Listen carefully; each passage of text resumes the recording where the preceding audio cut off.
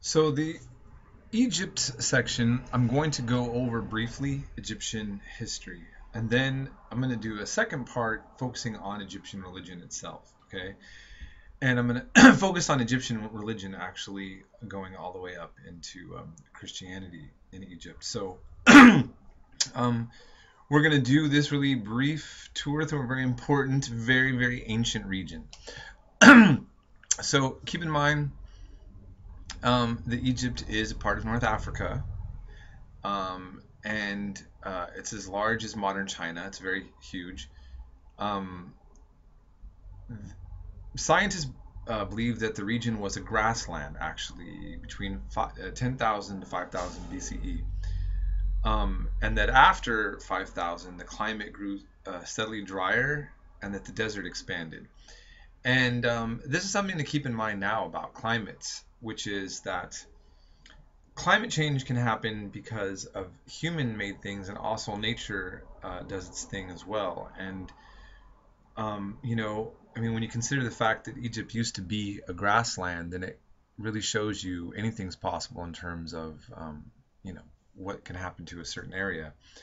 But we know that they then focused on the Nile, and that the Nile was important. Okay, so moving on, just to say that a lot of what we know is from about ancient Egypt was told by an Egyptian priest named Manetho or Manetho. There's different ways to pronounce his name, but he wrote a history of Egypt in Greek, and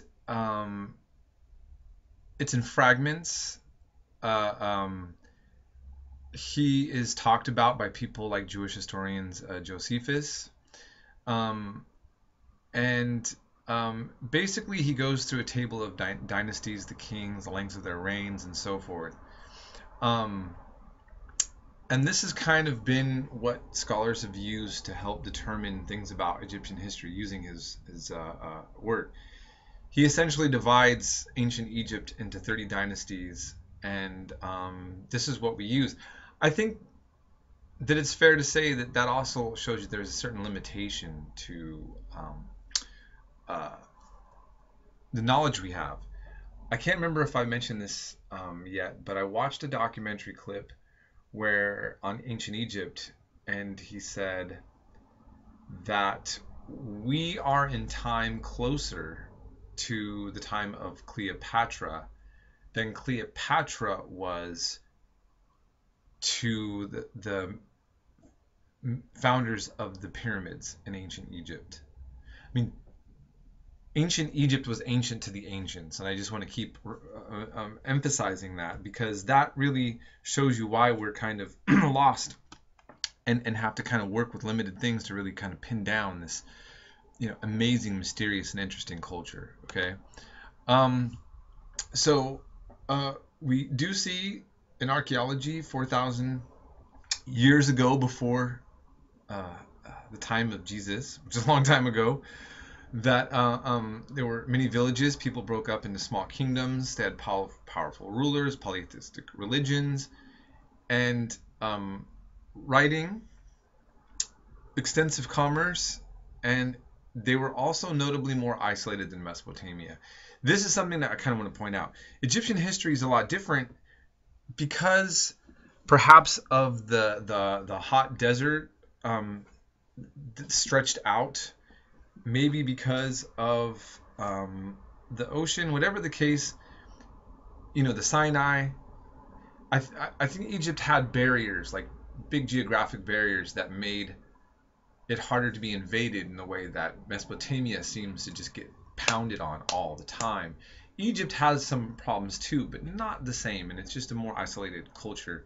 Develops quite differently, okay? And so you'll notice that you can only take two ancient areas of civilization, Egypt and Mesopotamia, and you really see how they have an even interrelationship at times with each other, but very different histories. So you have sections of Egypt, the south part and the north part. It's called Upper and Lower. Eventually, they get unified, and this idea is going to occur of divine kingship that's going to be so important to Egyptian civilization as well. Okay. Um, so Lower Egypt is actually usually in the higher parts, and Upper is in the lower when you look at maps, just to kind of clarify. And then the Sinai Desert's right here. That's the famous biblical place, right? Okay, that's the wilderness in which the biblical story of the Jews leaving Egypt and going through Sinai, and where the covenant for the Jews is going to be made and so forth with God. And so here we have the Sahara Desert, and then this would be like Sudan now and so forth.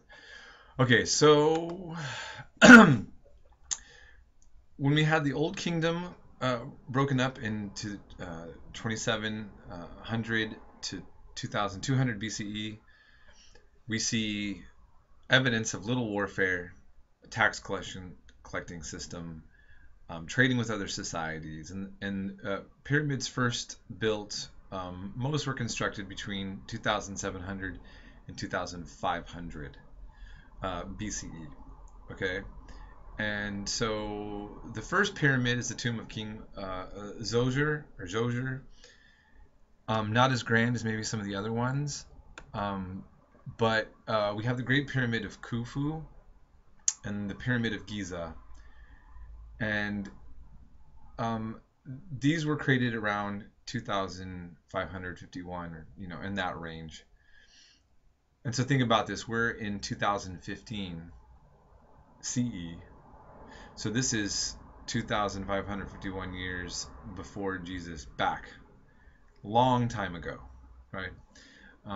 Pretty amazing, and kind of breathtaking. Okay, this is the only portrait we have of this guy, but when you consider how old it is, he's looking pretty good.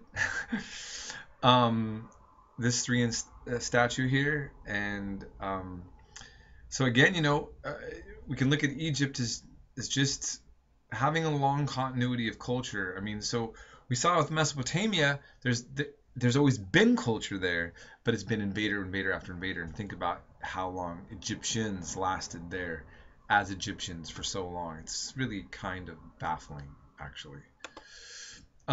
So I want to go just kind of move to the Middle Kingdom. And again, I'm going through these things briefly because obviously if we were, Egypt deserves its own class, actually. I mean, I had a class on ancient Israel. They're a footnote in this, just like in this book, just like Egypt, but we're talking about, a lot. So, anyways, the Middle Kingdom, there's more trade at this point with Mesopotamia. A growing belief in life after death. It appears, if you look at their text before, that there wasn't a belief in life after death. And by the way, I don't think I discussed that too much in the Mesopotamian section, but ancient Mesopotamian texts, like the Epic of Gilgamesh, he tries to get immortality. He gets the flower of immortality on a quest, and the snake steals it. And he breaks down and weeps, and the flower of immortality is removed from this part god man. That's one of the stories in Epic of Gilgamesh. In other words, life after death wasn't a part of this religious tradition, and it doesn't seem to have been an older Egyptian religion. I mean, isn't it strange when you think that, we kind of tend to think that people are only religious to secure themselves for life after death, or to not worry about being dead forever or worrying about being in hell. But then to think about religions that don't even have that as their teaching, that you have gods but no life after death. And by the way, the Sadducees, which we'll talk about later in Judaism, also didn't believe in life after death. So don't always think of life after death as being inherent to a religious concept. And that's kind of maybe odd for those of us in a Christian Islamic tradition in particular, because there's so much emphasis on life after death as actually being almost more important than life here now, right? Okay. Okay, so there's no more focus by this time on pyramids, but irrigation and expansion of farmland.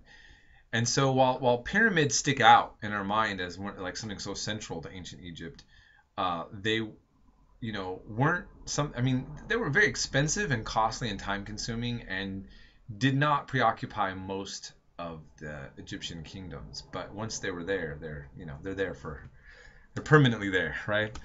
Or they're certainly left their mark. Okay. Um, I'm going to then go talk about some internal problems in the Hyksos. I'll stop here and move on to the next section.